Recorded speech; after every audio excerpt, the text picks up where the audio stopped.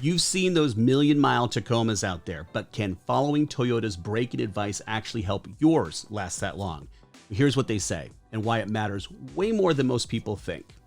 Now, if you just got a brand new Tacoma, you're probably ready to hit the gas and enjoy it. But before you do, here's something that most drivers overlook, and that is that Toyota doesn't break in the truck for you. That's on you. And how you drive those first 1,000 miles can affect everything from your engine and transmission to your brakes and your long-term reliability. So in this video, I'm going to walk you through Toyota's official break-in recommendations, why they matter, and also a turbo-specific tip that might just save your powertrain years down the road. So what is break-in? It's the process of letting key parts in your Tacoma settle in during those first 1,000 miles of driving. And yes, it still matters, even with today's tech.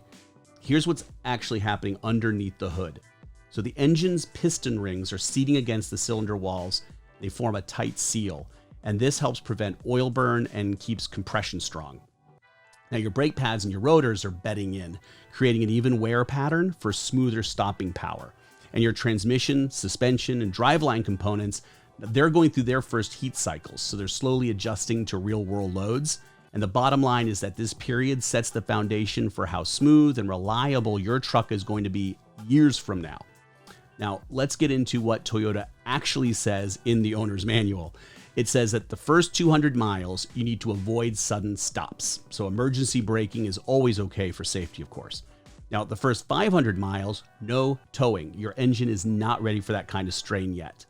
And then between 500 and 1,000 miles, you can start towing, but you want to stay under 50 miles an hour, and you want to avoid cruise control and driving at a constant speed for too long.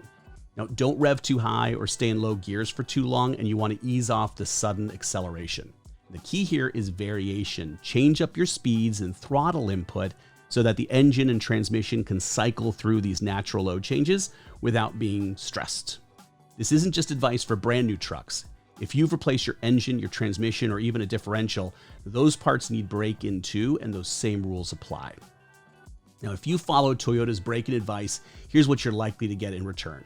You're going to get a longer lasting engine.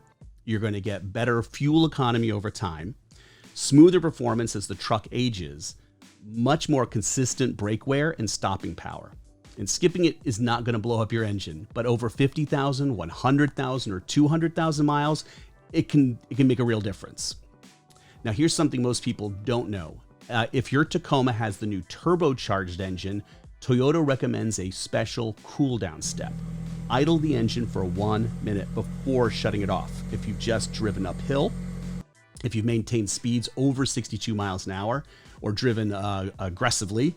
And what this is going to do is this helps the turbo cool down gradually, and that will prevent long-term wear. Most daily driving is already going to give the turbo time to cool, but it's still a good habit if you're coming off a fast or a hard driving stretch. So here's what to remember. Toyota doesn't break in your Tacoma, you do.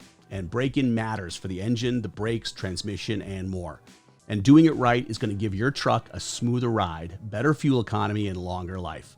And if you've got a turbo, don't forget the 1 minute idle when it counts. So did your dealer even mention the break-in period? And if so, do you follow it closely, or did you just drive it like normal? So we want to know. Let me know in the comments. And if you want more tips like this, be sure to subscribe. See you next time.